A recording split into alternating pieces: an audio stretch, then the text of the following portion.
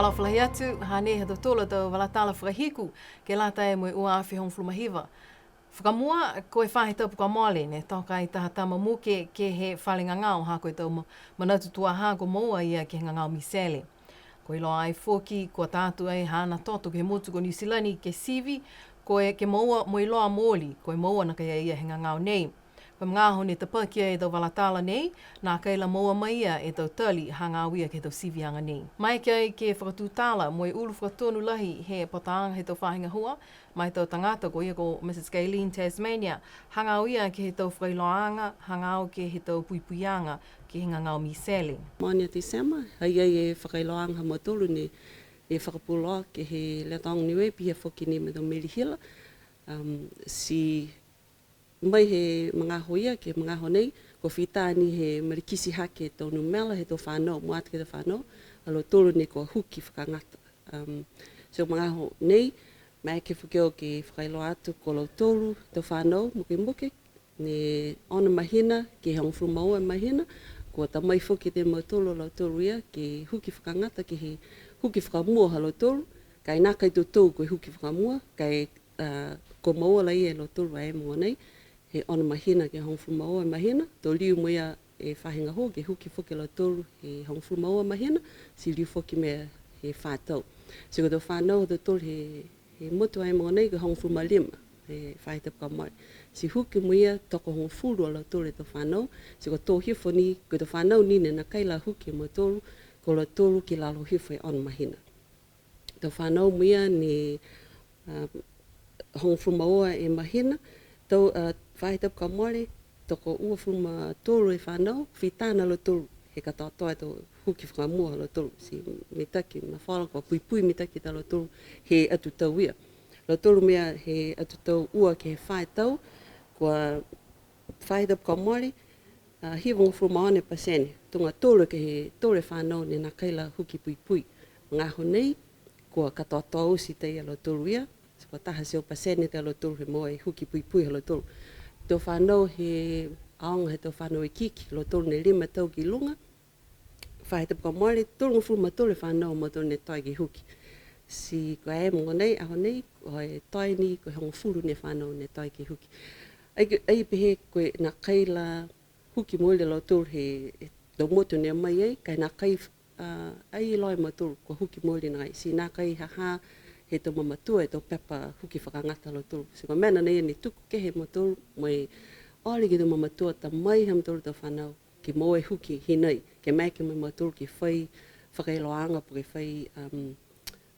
whai manatu hako tuku ki lata he tō pepa huki alo tolu, ke lata mai, huki whakangata ke lata mai, ngā miseri. So ko tō whanau aonga i paliasi, hongo furuma fitu he whaitapka mole, ne toi ki huki, po ke hongfuma fit ne toi, nā kai whai whakailoanga mo tolu ki ai, hoko ke hao nei koe ono ni ne toi. Linga hai ko whitāne tō tama nei he puipui, kai nā kai hahaia mo tolu he whahi malolo sino e tō whakailoanga ia. So ko mena e ne ole ki tō mamatoia. Lo lahi tō tama e, tō tama nā kai whanau hinei. Tō tama e tō mawhawa tō tolu ni au mai tō mutuke. Si koe mena nei ne nā kai katoa ma fisi ai ha ma tolu tō whakailoanga po ke tō numela e whanau ni ko huki, ka kano ni he nā kai au mai alo tolu me tō papa. Ka koe ka mate tō ka hau whoki, ka pēwhai mga whaopia ni au mai ki tā mai tō tam ki ohe anga Niue, masi lo tolu ki tā mai tō papa huki, whakangata lo tolu. Hako tam nei ka tutup si nā kai loi ma tolu ko heine ko puipui, mitaki ko heine nā kai. So koe mole atu ni ki tā mamatua, ole mo whakahoho atu ke mto nā kai ki tō mena ki whakasianga nei, whakamole tā mai tō whanau ke huki, hako mana kua i loa tei, he tō purotu ni o mai WHO, ai whai ke rea ka pē liu ke huki whuke e tama, pese ni ko whitāni he whai puipuianga, ka mai ke matoro ki whakamau hifo, e tō huki e he tama ni ko moa he nofo puke o mai ka ke motu. Ka whakawelai ki tō mamatoro ko whitā he tō mai halo tō tō whanau. Tō tangata tō tō he motu, hako mai longe lo tō tō puipuianga, me tō hatakianga he whahe malolo sina. Tō ngana nei, whaitapka mole ni hai ai e ta mamuke ni ko ta mai ke taka ki whanenga ngau. Si ole mea mo tōru ki tō tangata e motu, o me mole whakaonga e tō ngutu hala e, po ke tō whangamana bihia. Si lahi whakaoe, hako muitua, Mo mafisi foki lo tolu e tau mamatua ne nā kai la ta mai e lo tolu to whanau, mafisi lo tolu ke o mai. Mga hon tap ka moali foki, ta atu e tau huki e tato he tamampukimuki e ta atu ke kumikumi e whaai New Zealand. Si lalafi foki matolu ki ai, e tau mamatua fifine ne kua whatu, he motu, se kua toka ongo fulo lo tolu, ne huki matolu e tau tato, si ta atu ke motu ke New Zealand. Koe ta atu, ke kumikumi alo tolu ki ai, koe whai puipuianga na kai alo tolu e tau mamatua fifine, kua whitahaha, ne kua whitahe haha ki alo tolu e tau sino. Ka eke kua whitahe he whai, si malolo me teke ngai ani, awa watu te ka aiti tupe koa e whahinga hua ki alo tolu e tau mamatu whine nei. Si whakaoe ki whoki ki alo tolu, ha kua mai alo tolu pia whakamawhisi, si ta atu alo tolu e tau tato ki sivi pia whoki ni me tama moki. Tau manatu krisimasi ni, whakake manuina e krisimasi mai tau whone hanga atu tolu kei. Thank you. Whakailoa fōki he takitaki o whisa puipui ngā ngāo, he whāhe malolo sino ko Griselda moko ia, e tāla hangau ia ke he tāma nei ne kua tuaha koe maua ia he ngā ngāo miseli. Ia e tau huki toto he tangata nei, pia whoki ni me wharakumkumianga whoki ke hea whalaili. Si mui toa atu whoki ni e tangatanga hua huki toto mo tōru ke kumi e ko hoko atu na kai ke he lab i New Zealand. So ko whailoanga mai ke hea ho eniafi, ko mua to e lau tōru kai e tau samporo e ni ko tahifu, mea manaki ke mua mai e tau whaikoanga ke he te hokotaki ke hea honai. Si koe hoko mai ke hea honai, whakataritari ngai ni ke hea mautu, ke whai matuta ki anga mai a lau tōru i New Zealand, mo mai whai ngau marolo seno, ke iloa mōli koe ngā ngau misaili mōli na kai he matakai nanga ia ni ko mua ke mahau nei, me mai ke whoki ke diwa ke atu e rangata nei ke hana a loto kaina. Kai mga honai, lewe ki anga ia ni e whahe ngā hua, pia ni me tō whisa ngā hua e whahe ngā hua marolo seno, ke he matakai nanga nei, me ono atu whuki ni ka haki mua, koe whalu nā puipuianga nei ke lata me tōtore tō tangata he motu. Pesi nei ko tō manatu tuaha, ka mana ko lohe whae ngā hua ke mga honei ke mua mai tonu, e iloanga koe ngā ngau misele mōri na kai. Haka mena ka tupu, ka eke kono na wholopi noa tō tōru si whakataka pihia, koe tō tōronga atu whuke tō tangata, ka maua he ngā ngau, ka eke kua nā kai mau pōpo ka tō tōru tō kumkumianga. Kai mātu take ngai a whuki ni e tō whakaloanga huki, ke lata molo tōru tō matainanga ni nā kai la puto ia ke hea tō tōru whakaholoanga huki ke he tau nei. Kua mana ki ai tō tangatanga hua whakatawhanu osi ke malikisi hake tau tutongi he whahe tapu nei, tunga ni he whakailoa he lilifu palimia ke mahina o ke tapa he tau nei. Whakamōli mai o whisa pulinga hua, tō kamata ai e tau tutongi, e tau hikianga ke tau tutongi he mauai he māmhea ho pungi. Pe he mai e o whisa pulinga hua, ko e tau tutongi whou kua malikisi hake ai ke he tōlungo fulu e tau tā la he ue whahe tapu. Lau ia whoki ke he tau hikianga nei e tau tutongi he tau eke pule, mo e whakatonu whono he whono eke pule. Koe mena ia kua awhua i whalu he whahe tau pue kua mole, he liwa e whono eke pule, whono whoki he aho tuloto, ke whakamooli mo e vili ke he huhuianga he matawhakatu whono tohi civil list, ke mai eke ai e tau eke pule ke maua halau tolo tau tutongi whou he whahe tapu nei. Nā kai whiawhia whalu tau eke pule ha kua whitāni e whono ke pule he whakamawehe ke he whonoanga he aho whā he mahina nei ua e tau whahe tau pue kua mole. Ka kua whakaonga he whakatunu whono hana malolo ke liu hea e whono ke vili mo e whakamoli e tau tutongi whou ke muitua ke he tau mata whakatu whono tohi. Koe tau hikianga whou nei kua mana ki ai e tau tangatanga hua whakatu whono mo e tau eke pule ke malikisi hake tau tutongi ke he whitu seo mo e walungu fulu e tau tā la he tahe tau. Kai malikisi hake e tau tutongi he tau nosi mo i tau whaiaonga ke he hiwa seo mo i hongo fulu tau tā la he taha e tau. Kua whakamōli mai he kautaha Air New Zealand mo i talia e tau huhu ha BCN News, hanga uia ke he tau kakano a si whiwhili ai alo tolu ke utakehe e tau wralele he mahina ha Februari mo i mahina ha masi he tau kahau. Pe he e tali nei ne maua mai he kautaha Air New Zealand, koe whiwhili ai e Air New Zealand ke utakehe tau wralele nei ke muitua ke tau whakaholoanga ngahua halau tolu. Kua whita e tau hikianga he whakailoa ke tau mga whaoa mo i tau pāsese ka lauia ai ke le kua nei. Pe he whakailoanga whoki, koe whakatai koe hongofulumalima ni e tau pāsese ko tutongi halau tolu a tau pāsese ke lata e mo i tau whakalele ia kua utakehe ai.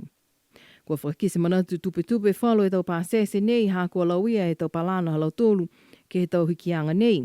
Pe he taha matu whine whahita puka mole, hā kua hiki e tau whakalele halau tolu ke liliu mai ki he motu tō mui e tau whanau ke he lata ia mai kamataanga he aonga he tau kahau.